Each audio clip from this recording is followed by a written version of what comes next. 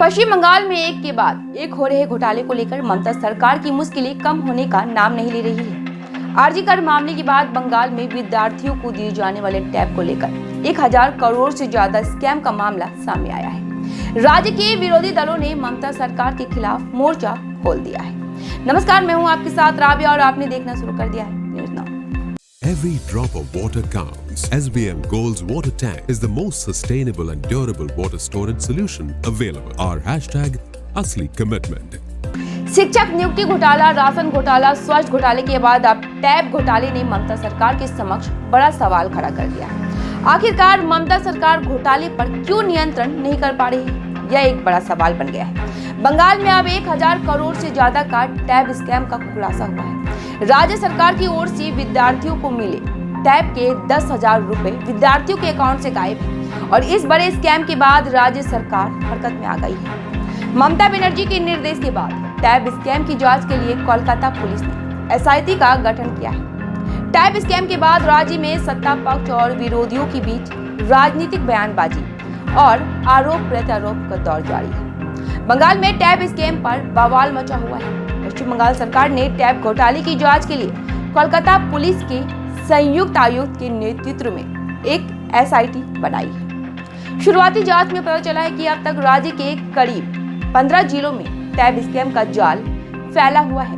जांच के दौरान अंतर्राज्यीय रैकेट का भी पता चला है। पुलिस सख्ती से जांच में जुटी हुई है और अब तक कईयों की गिरफ्तारी हो चुकी है। उत्तर बंगाल भी एसआईटी के रडार पर है। उत्तर बंगाल के सिलीगुड़ी, चोपड़ा और बालूरघाट में से अब तक 9 लोगों की गिरफ्तारी हो चुकी है। राज्य के छात्रों के लिए पश्चिम बंगाल सरकार की सबसे बड़ी योजनाओं में से एक है तरुण के सपने और इस योजना में राज्य सरकार कक्षा 11 और 12 के छात्रों को पढ़ाई के लिए टैब खरीदने के लिए पैसे देती है। कक्षा 11 और 12 के छात्रों को टैब खरीदने के लिए उनके बैंक खातों में 10,000 रुपए दिए जाते हैं। लेकिन यह मामला तब तूल पकड़ा जब छात्रों के अकाउंट से पैसे गायब हो गए और इस स्कैम ने राज्य सरकार की आंखों की नींद गायब कर दी। राज्य भर में कक्षा 11वीं और 12वीं के 16 लाख से अधिक छात्र हैं और इस तरुण के सपने योजना पर लगभग 1600 करोड़ रुपए खर्च कर दिए गए हैं। राज्य के विभिन्न जिलों में कई छात्रों को उनके बैंक खातों में तरुण के सपनों के 10,000 रुपए नहीं मिले,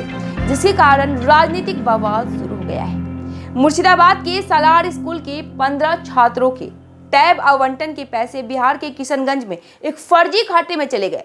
मुर्शिदाबाद जिले के 10वीं और 11वीं कक्षाओं के लिए आवंटित टैब राशि कुछ स्कूलों को वापस तो कर दी गई, जिसमें से 17 स्कूल के 4,881 छात्रों के खातों में लगभग 4 करोड़ 84 लाख रुपए की अतिरिक्त राशि जमा की गई है। दूसरी ओर मुर्शिदाबाद के सालार स्कूल के 15 छात्राओं की ट्यूशन फीस बिहार के किशनगंज में एक फर्जी खाते में चली गई और इसी तरह से झारग्राम जिले में स्कूली छात्रों के टैब के पैसे गायब हो गए। झारग्राम जिले के कुल 11 स्कूलों में यह घटना हुई और इसी तरह से पश्चिम मिदनापुर जिले के 450 स्कूलों में से 27 स्कूलों में 165 छात्रों के अकाउंट हैक हो गए, जहां से टैब मनी गायब हो गई। जिला प्रशासन ने इस संबंध में एफआईआर भी दर्ज कर ली गई। पश्चिम बंगाल सरकार की ओर से उच्च माध्यमिक छात्रों को टैब खरीदने के लिए दी जाने वाली सहायता राशि ने साइबर धोखाधड़ी के मामले में अब तक 21 लोगों की गिरफ्तारी हो चुकी है। ताजा गिरफ्तारियां उत्तर दिनाजपुर और दार्जिलिंग जिला की सिलीगुड़ी से हुई है, जिनमें से एक आरोपित उत्तर दिनाजपुर जिले का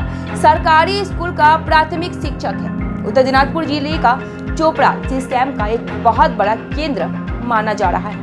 पुलिस के एसआईटी टीम की नजर इस पर उत्तर दिनाजपुर जिले के चोपड़ा पर है।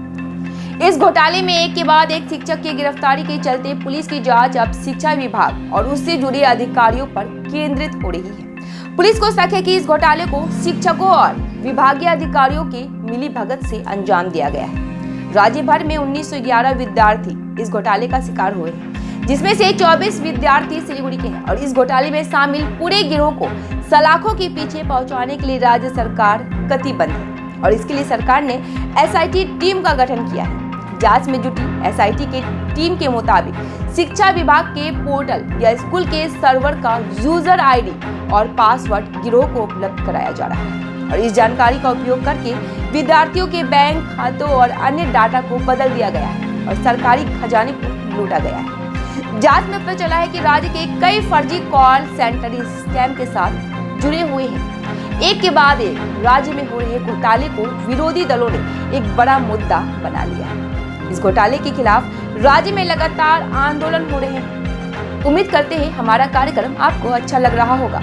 अगर हमारा कार्यक्रम आपको अच्छा लगता है तो न्यूज नाउ के पेज को ज्यादा से ज्यादा लाइक, शेयर और सब्सक्राइब करना ना भूलें। फिलहाल के लिए इतना ही। आप दीजिए मुझे इजाजत। मिलते हैं फिर से। धन्यवाद।